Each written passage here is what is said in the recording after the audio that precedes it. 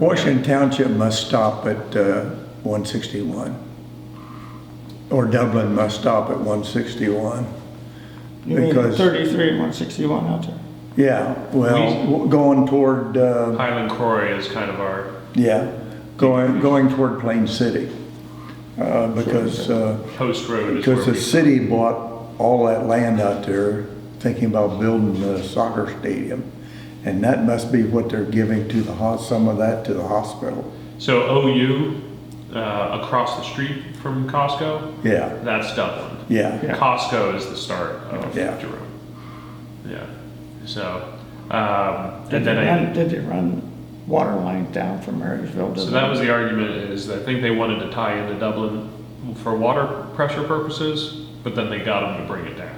you Well, what know, they should do is tie the two together. Yeah, One but system that- goes down, then they have, I've always said that too, that one day Dublin and Marysville is gonna meet, and they should tie their water lines together, but that's never gonna happen. No, it's not gonna Because happen. Columbus It's a is shame. never gonna let Marysville water lines tie into Columbus water lines, because they'll claim that it won't be as good a water or something, you know.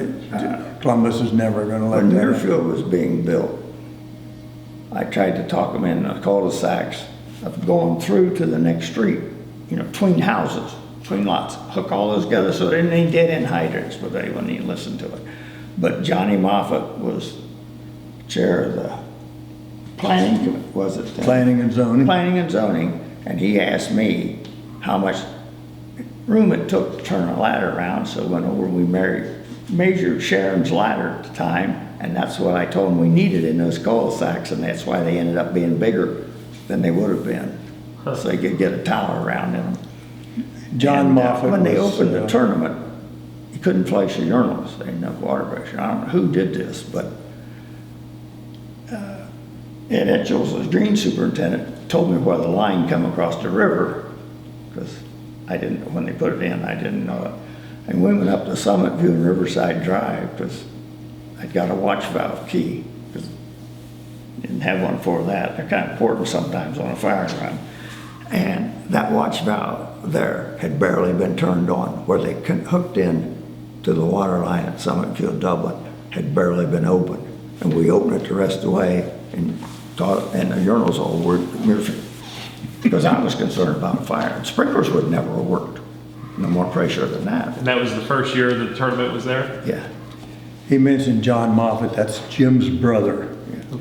John became a local realtor here, but yet he was on Washington Township's planning and zoning. And people used to give him hell for being on there as a local realtor.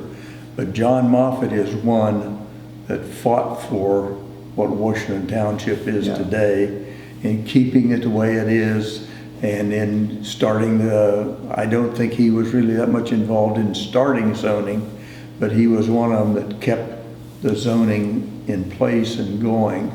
And And would come to the fire department to ask questions. yeah, A and number of times he called me about something. and probably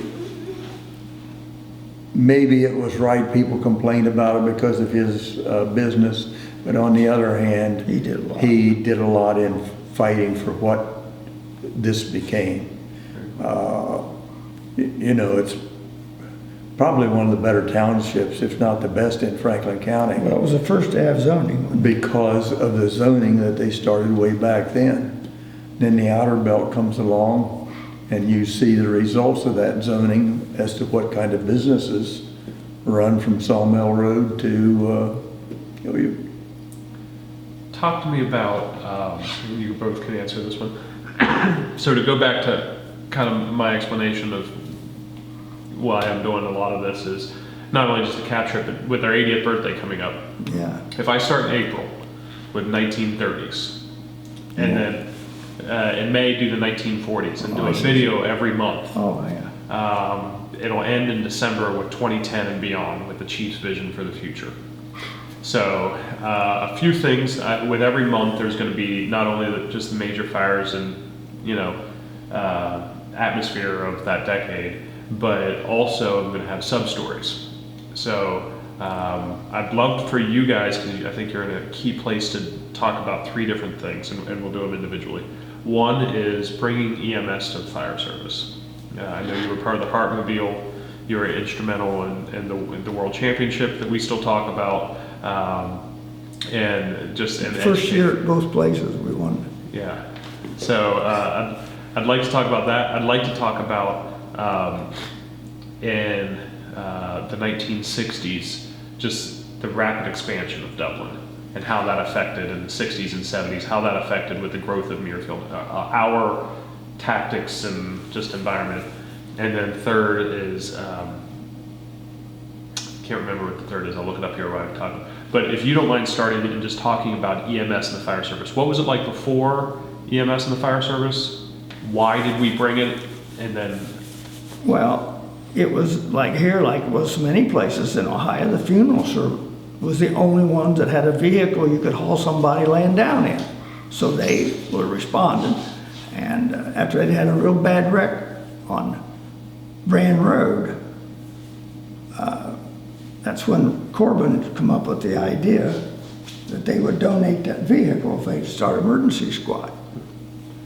And that was the early days of it. And of course, then they got the new Cadillac ambulance.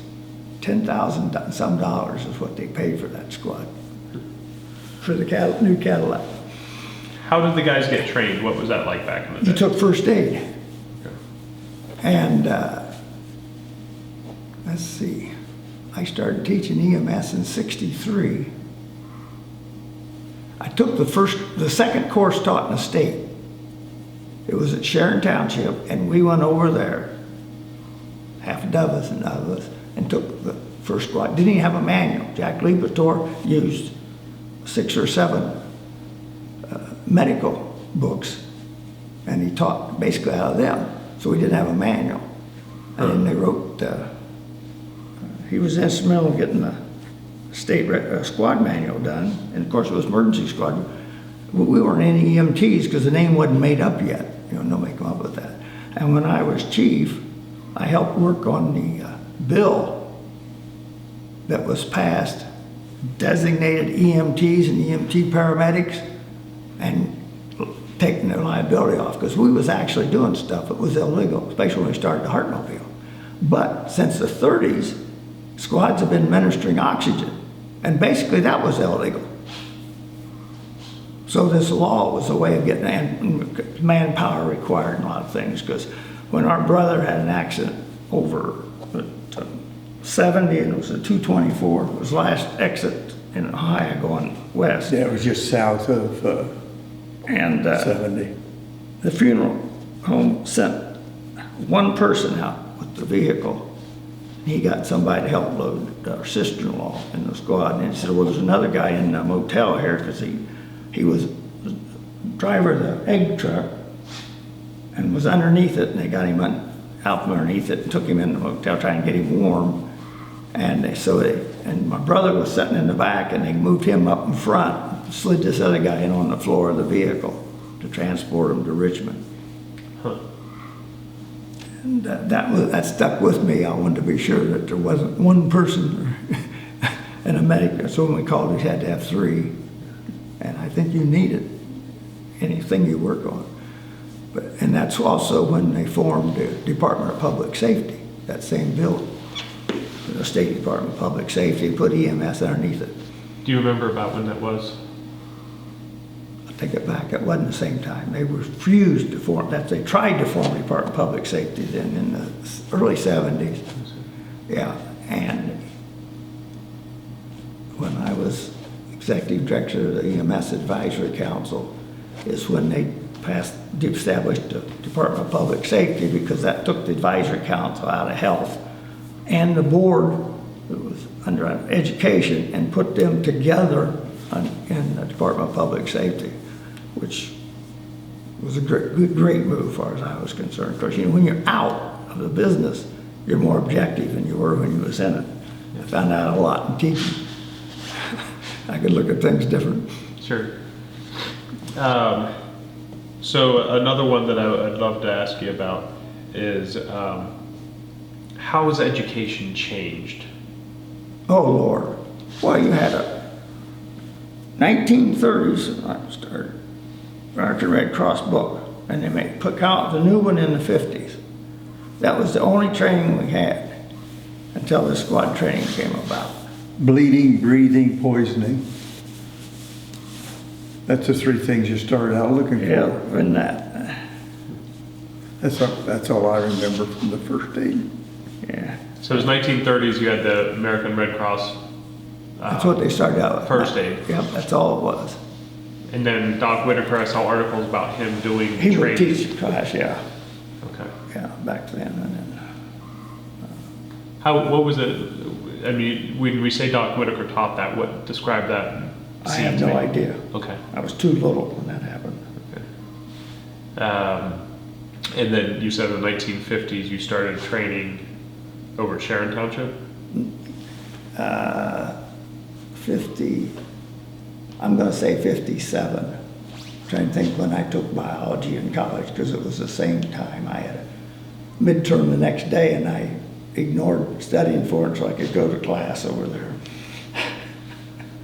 That's funny. So I know it was in the late 50s is when I first started squad training, and then the manual came out about 59 or 60, the first manual. And you said that you taught. What did you teach? In high school or in fire? In the fire In university? 63 I became a AMT instructor, and 64 become a fire instructor. Oh, late 63 I became a fire instructor, and I taught for 48 years. And what's that like to teach people? Well, I always said if one person's life was saved with all